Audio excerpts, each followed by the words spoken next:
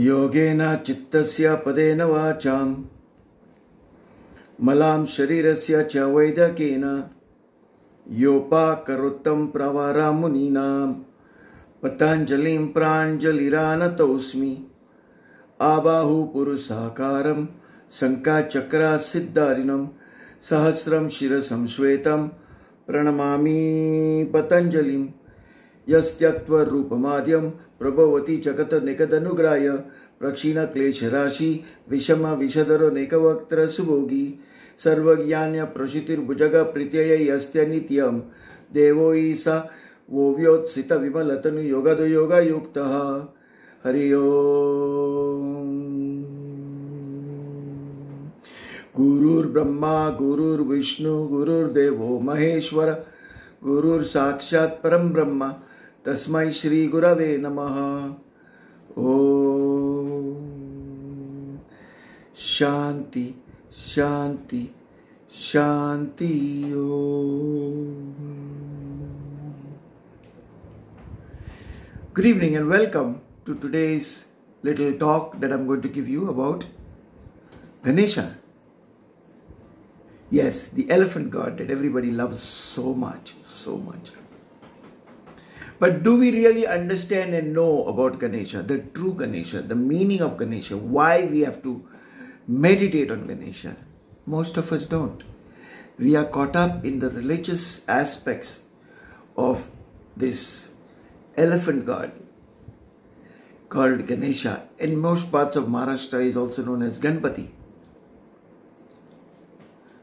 In fact, I was fortunate enough to receive the mantra of Ganesha from Arjun Puri Maharaj, Mahamandaleshwar Arjun Puri Maharaj from Rishikesh Lakshmanjula Tulsi Manas Mandir. Yes, he visited me in New York. I was very fortunate to learn a lot of different things from the real gurus, the real masters in the Himalayas. In fact, my first introduction to Hinduism, which I really like a lot and should not be mistaken for the Hinduism practiced by most of the people today. The Hinduism that is practiced by the people of today is a religious aspect. There's nothing wrong with it. But the true intense Hinduism that comes from the source is only available in very few places. Not even in the Rishikesh. Rishikesh has become a completely different place. It's become a mecca for foreigners to come there and smoke pot and ganja swamis and stuff like that. And I can tell that very openly. I'm not afraid to say things. Trust me. If there's one thing you'll notice about me, I'm not afraid to say things. But I was initially introduced to this wonderful science of Hinduism and practice of Hinduism by Swami Shivam Tirthji Maharaj, who initiated me in Devas. He was a Tirtha Swami, and that's the lineage to which I belong, the Tirthas. I don't openly promote it because I don't want to turn it into a religion. What was given to me by Swamiji was something very beautiful. I was born a Christian, but it told me not to. I don't have to leave my religion. I have to practice the truth. That's the greatest religion in the world. To practice the truth and to have a heart full of love. In fact, his beautiful book, The Churning of the Heart, has inspired thousands of people. But without much ado, with no further ado, let us understand Ganesha. Ganesha is a compound, a combination of two words, Gana and Isha, which means Lord, Master. Funny thing is that the true name of Jesus was Isha. Okay, and in the Quran is referred to as Isa al-Salam. And what did the Jews in those days address the Lord Jesus as? Isa. That Isa became Jesus, became Jesus and Yeshua, but the original name was Isa. And Isa in Sanskrit, where all these spiritual peaks meet at the top of the mountain of spirituality, they have a lot in common. So Gana and Isha. Now Gana is the host of angels that belong to Shiva, the Father. Now I'm going to tell you the religious aspects, but please don't run away, because there's a science behind it. There's an understanding. See, all religions, they have a story to tell you. And a lot of people get caught up in the story and begin to believe the story to be true. And the story is not true. Behind that story lies a deeper aspect of spirituality and meaning. See, when Christ spoke, he spoke in metaphors. He spoke in parables. He told a story. But if you really listen to the story, without saying it, there was a lot of depth and understanding at the back of that story. The real meaning behind the story.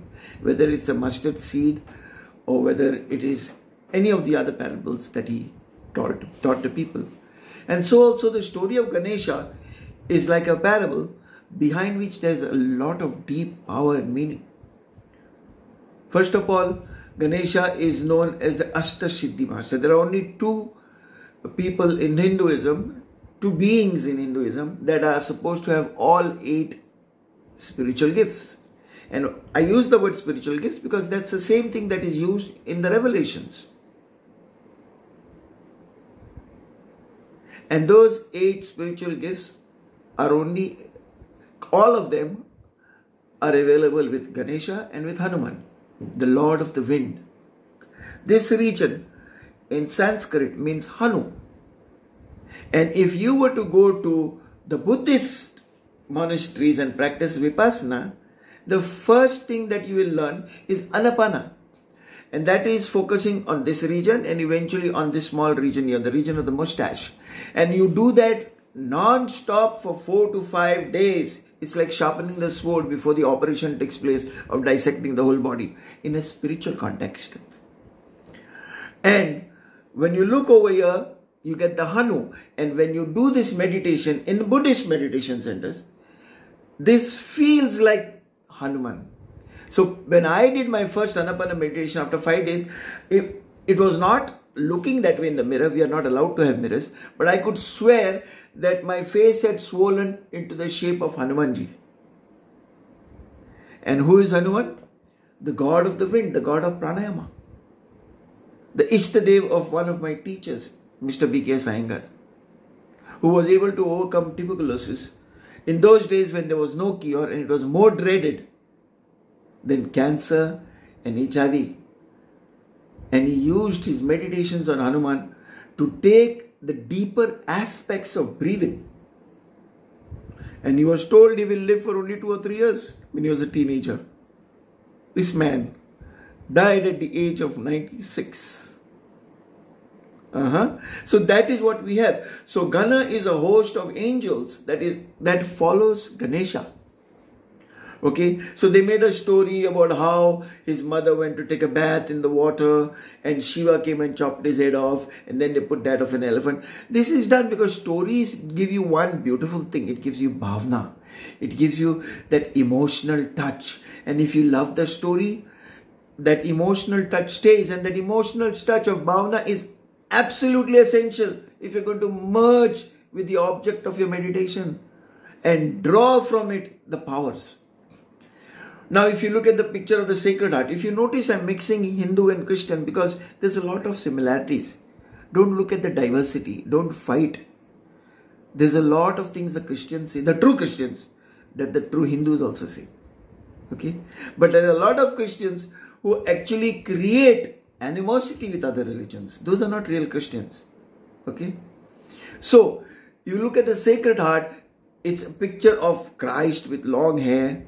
Okay, he was an Arab, a Jew. He did not have blue eyes and the pink cheeks and lipstick, but that's a different story. But if you look at his Sacred Heart, there's a heart of, wherever you see the picture of Christ, with a crown of thorns on that heart and blood coming out. It's a symbol of the pain that he went through when he was crucified for unjust reasons, because he was a just person.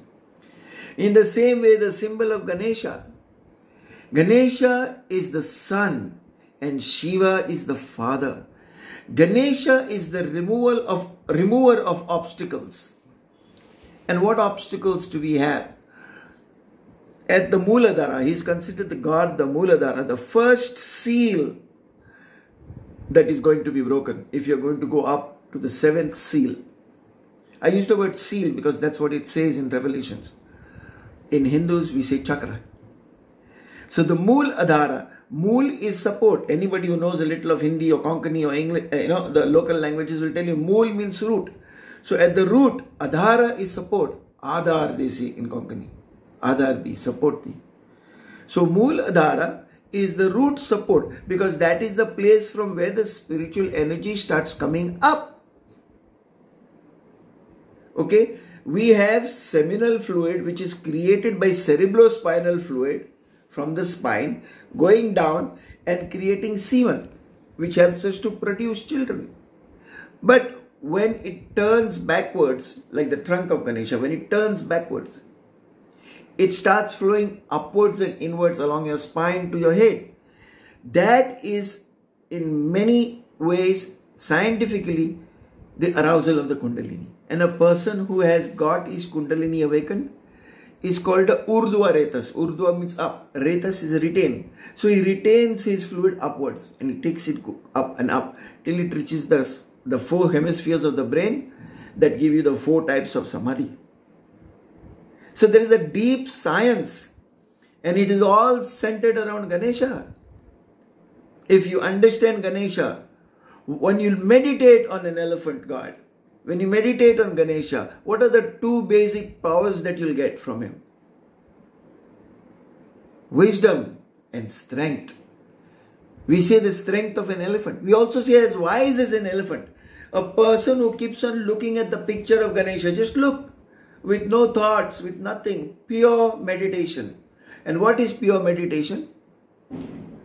I am looking at him, he is looking at me. That's all. Don't complicate it. And through that pure meditation on Ganesha, you'll certainly find that your life is changing. Because it is an inward journey. It is a journey to the Antaryamin, to the one that dwells within. And you can't start that journey without Ganesha. And one of the most beautiful mantras that I received was Om Gama Ganapataye Namaha. I always, whenever I have the opportunity, I chant this mantra at the right time before my prayers, because I am not biased towards any religion. I have learned that they all have something to offer you, and they always have something that you can complain about. So do you want to be a complainer, or do you want to be somebody who will use the beauty of everything around you to help you to grow? So Gana is a legion of angels. So Ganapati comes with, or Ganesha comes with his legion of angels to help you. That's why we also call him the remover of obstacles. Now, does that mean all your obstacles are gone? They'll never go. They'll only go maybe when you go 6 feet under. But chances are you'll be coming back. But that is not the important thing.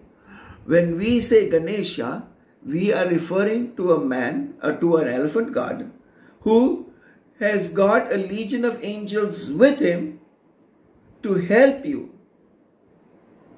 And he is your Lord and Master. That is basically what you're saying. The gift of intuition is the ability to know in advance that something is going to happen. Another gift that you can get from Ganesha. Okay? There's a beautiful story about a man who used to help elephants. And one day he died. And if you go on YouTube, somewhere you'll find this story. And all the elephants knew that he had died. Nobody came to them and rang a bell and said, hey, this man has died. They intuitively knew. And from miles away, they made a line. And they all went back to where this man was, where his body was. And they stayed there in solemn silence for a while before they returned. That's the power of Ganesha. Okay. Now, if you really look at it, I said Ganesha is the child and Shiva the father. If you look at the picture of Shiva, and where is the eye of Shiva? The eye of Shiva is over here. And in the eye of Shiva, there is a lot for you to understand. Because there is a Trishul there. There is Ida. Ida is on the left side. Pingala on the right. It's reversed for you on the picture. And Sushumna is in the center. That's why some people paint that U and a middle line there. These are the three nadis that when you have come beyond all the other 5 chakras, Vishuddhi is the 5th one. Then you come to the Shiva chakra, and it is over there that the eternal Guru takes over. No human Guru can take you beyond that. And that is the eye of Shiva. So you have the Trishul. So there's always symbology telling you something that is deeper. In the middle of the Sushumna, which is in the middle of the Mirudanda or the spinal cord, there is another nadi, very fine like a needle. It's called Chaitrini. And through Chaitrini, you get the purest form that goes all the way up to the Brahmarendra, which is situated in the Sahasrara. Yeah, these are all little Sanskrit terms. Study them. There is so much for you to learn from them. Do not have any hang-ups about it being a religion. It is not religion. It's a science. The Sat Chakras, Mooladhara, first, Swadhisthana, the second, Manipura in the belly region, Anahata, the heart, Vishuddhi, the throat, Vishuddhi, Ajna Chakra, the eye of Shiva, and Sahasrara, the 1000-petal lotus. These are the 7 chakras through which this Kundalini will go. But you will get many obstacles. The obstacles will come outside of you. Administrative matters, living problems, police case. There are so many obstacles that will come to you. And the question will be, as a person on the spiritual path, as an aspirant, are you going to use your spiritual power for your benefit in the external world, or are you going to maintain it for your spiritual growth? A very difficult choice. Because especially when you have these external problems, you want to get them away with your spiritual power. But a true aspirant will never use his spiritual power. He will try to send his love to the people who are bringing obstacles on his path.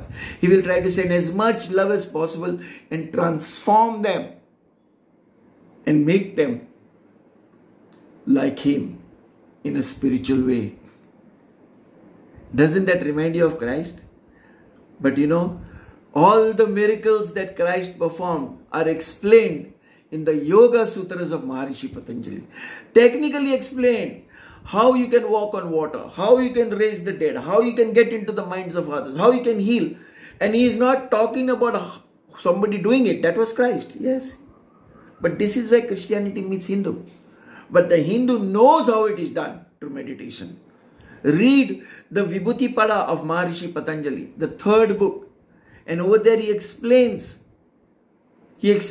also the 8 siddhis that you get.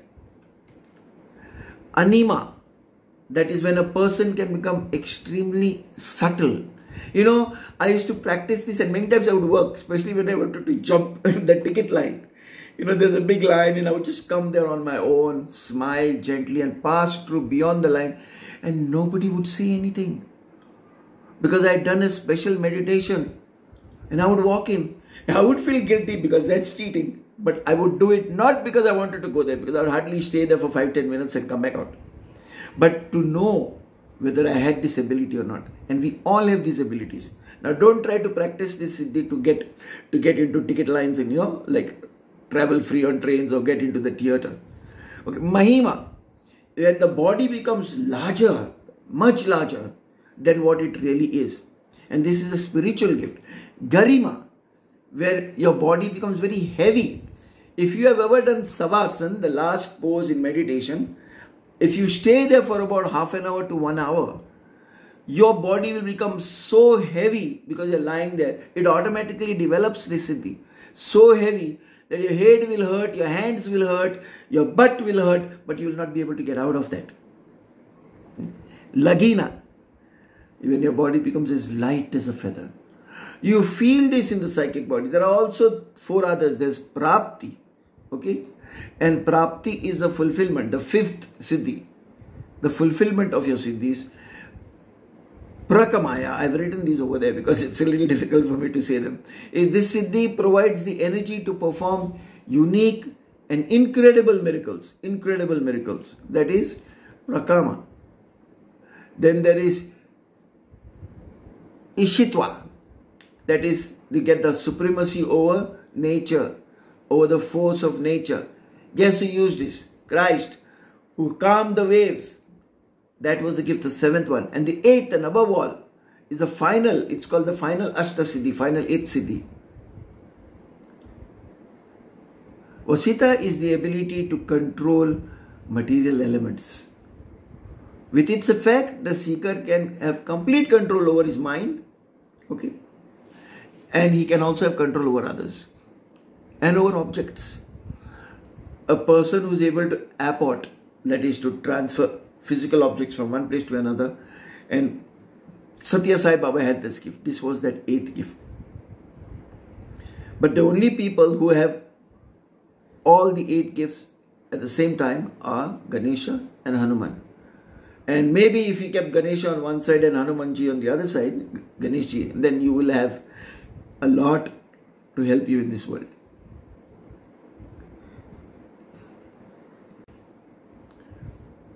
When you are free, spend some time to study the lives of the saints of all religions. There is a lot to learn. Do not be caught up in antagonistic ways where you try to prove that your belief system is better than the others. All belief systems have something to give you. And nobody could be more clearer in explaining this to us than Lord Ganesha, who is half a man and half an elephant. So I will not bore you with any more information. For this Ganesh Chaturthi 2022, all I want to leave with you is a prayer that you may focus 10 or 15 minutes of your day on making yourself silent and filling your heart with love. Thank you so much. God bless you. For the final prayer, I'm going to say a prayer which, when translated, is very similar to that of the prayer of Saint Francis of Assisi. It's a shorter version, but it's a much older version which has been in circulation for thousands of years. So,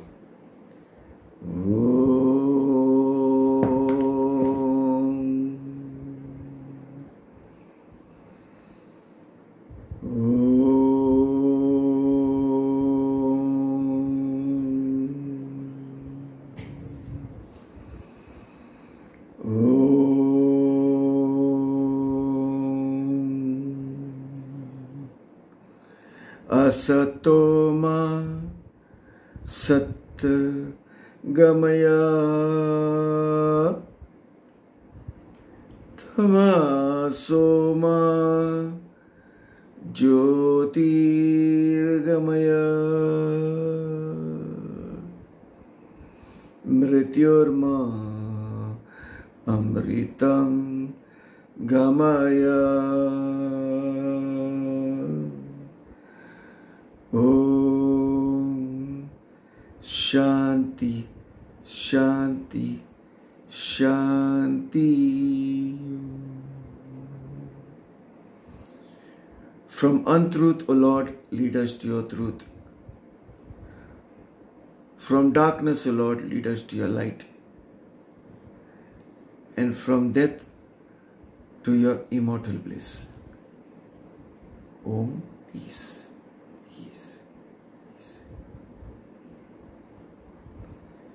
Happy Ganesh Chaturthi, everybody. God bless you.